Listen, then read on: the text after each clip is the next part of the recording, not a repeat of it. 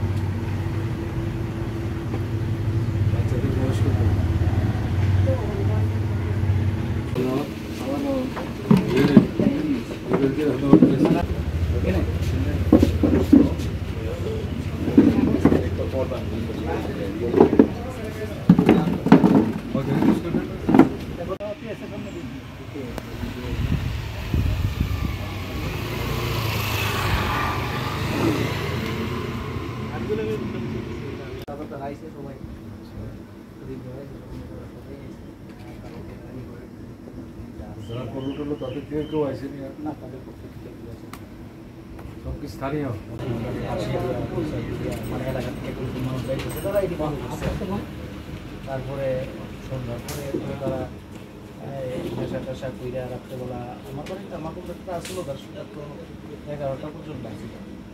আমি সারাদিন স্যার আজকে এখানে আসার মূল উদ্দেশ্য স্যার তাকে জিজ্ঞাসা করুন।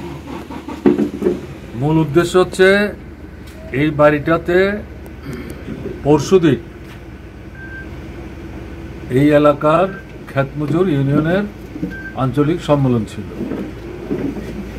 এই সম্মেলনে প্রায় 70 জনের মতো প্রতিনিধি এসছে, এলাকারই সব। এটা বিজেপির পছন্দ হচ্ছিল না। তারা সরাসরি সম্মেলনটা করা যাবে না এটা যদিও বলেনি, কিন্তু সম্মেলনটা যাতে হতে না পারে তার জন্য নানা ধরনের প্রস্তুতি তাদের মধ্যে ছিল। কিন্তু শেষ পর্যন্ত প্রতিনিধিদের দৃঢ়তা এবং এলাকায় আমাদের যারা বন্ধুরা যারা এই সম্মেলনটার প্রস্তুতির কাজের সাথে যুক্ত ছিলেন, নারী পুরুষ সবাই সম্মিলিতভাবে সম্মেলনটা সুন্দরভাবে সম্পন্ন করে এবং তারা তো সম্মেলন শেষ করে চলে যান। তাতে যারা সম্মেলনটা হোক চাইছিলেন না তারা প্রথমত ভাবলেন যে আমরা তো পরাজিত হলাম, আমরা তো আটকাতে পারলাম না। তো এটা মানে কাভার করার জন্য রাতের বেলা যখন শুনশান এলাকার মানুষ খাওয়া দাওয়ার পর যার যার ঘুম বিশ্রাম ইত্যাদি করছে, সেই সময়ে হঠাৎ করে লাইট নাকি চলে গিয়েছিল। তো আমার যা শুনে টুনে মনে হলো গোলমাল যারা করেছে তারা যে কোনো পদ্ধতিতে হোক এই লাইটটা যাতে নিভে যায় তার একটা ব্যবস্থা হয়তো করেছে। সেই সময় সে বাড়িতে ঢুকেনি, ওই বাইরের যে বাউন্ডারির যে ইয়েটা এগুলি ভাঙচুর করে তারপরে তারা সবাই বেরোয়, বাড়ির লোকরাও যেমন বেরোয়। সবচেয়ে উল্লেখযোগ্য ঘটনা হচ্ছে আশেপাশে যারাই শুনতে পেয়েছে নারী পুরুষ নির্বিশেষে সবাই বেরিয়ে ছুটে আসে। আর তার পরিবারের লোক সংখ্যা তো একেবারে কম না, কিন্তু এরপরে কাউকে তারা এখানে দেখেনি, কাউকে পায়নি। তো এটা শোনার পর মনে হয়েছে না বাড়িটা আক্রান্ত হয়েছে, একটা সম্মেলন করার জন্য বাড়িটাকে ছেড়ে দিয়েছে এবং এই সাহায্য করার জন্য সে আক্রান্ত হলো। তো আমাদের যাওয়া তো নৈতিক দায়িত্ব, সেদিক থেকে আমরা এসছি আর কি।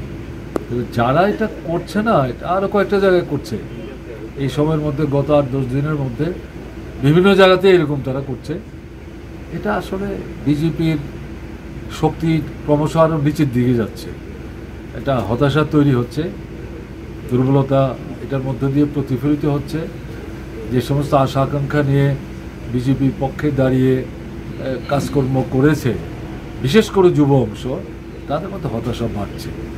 ফলে এই জায়গা থেকে দৃষ্টিভঙ্গিটা অন্যদিকে ঘুরিয়ে রাখার জন্য মার্ক্সবাদী কমিউনিস্ট পার্টি তার বিরুদ্ধে তাদের সমস্ত মানে আক্রমণ কেন্দ্রীভূত করে যাতে মার্ক্সবাদী কমিউনিস্ট পার্টি কাজকর্ম ঠিকঠাকভাবে করতে না পারে, এই গত মাস দুয়েক যাবৎ যে প্রস্তুতি নিয়ে এলাকায় এলাকার মানুষ, রাস্তাঘাট, জল, কল, স্কুলের মাস্টার, হাসপাতালের ডাক্তার, ঔষধ, বিদ্যুৎ, এই সমস্ত বিষয় নিয়ে যখন আন্দোলনটাতে দেখা যাচ্ছে যে সাড়া পাওয়া যাচ্ছে, এটাতে তারা আরও বেশি ভয়টা পেয়ে গেছে।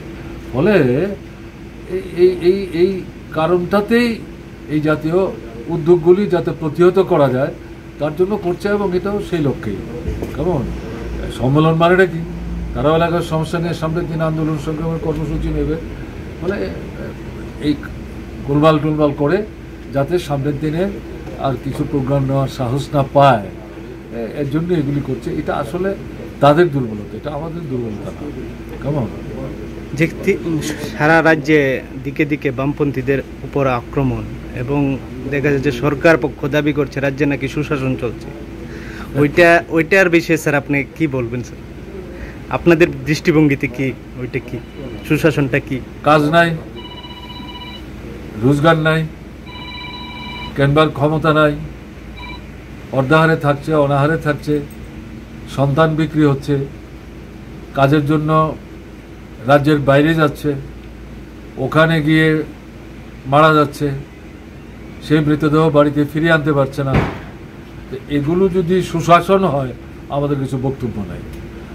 এখন বেকারদের কাজ নাই, ইন্টারভিউ নিচ্ছে, তারপরে গোপনে আবার ইন্টারভিউ ক্যান্সেল করছে, নিয়মিত চাকরি হচ্ছে না, কিছু হিসেব নিকেশ করে করছে অল্প সংখ্যায়, এগুলো নিয়েও প্রতিবাদ হচ্ছে। ইন্টারভিউ দিয়ে যারা বসে আছে স্কুলের মাস্টার হওয়ার জন্য, স্কুলে প্রায় 15,000 শিক্ষকের পদ খালি পড়ে আছে। কেমন ইন্টারভিউ দিয়েছে, এদেরই কিন্তু নেবে, এদের সাথে এখন মুখ্যমন্ত্রী দেখা করে না। মুখ্যমন্ত্রীর কাছে দেখা করতে গেছে, ওই দিন পুলিশ লাঠি চালিয়েছে, তাদেরকে তুলে নিয়ে গেছে, আটকে রেখেছে, সন্ধ্যার পর তারপর ছেড়ে দিয়েছে। এটা তো সুশাসনের ব্যাপার না।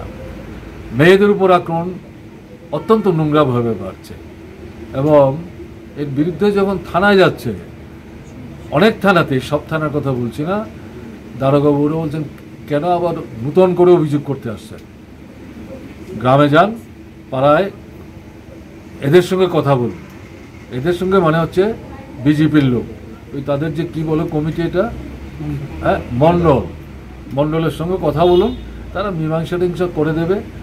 আপনারা আমাদের কাছে এসছেন, আমরা যদি আবার কোর্ট কাছারি করি, মামলা চলবে, সমস্যার সমাধান হবে না, আরও নতুন আক্রমণ হবে, পয়সাও নষ্ট হবে। কেন এটা করছেন? পুলিশ কিন্তু এটা বলে দিচ্ছে, এবং প্রকৃত অপরাধী যারা, তাদের বিরুদ্ধে কোনো ব্যবস্থা নাই।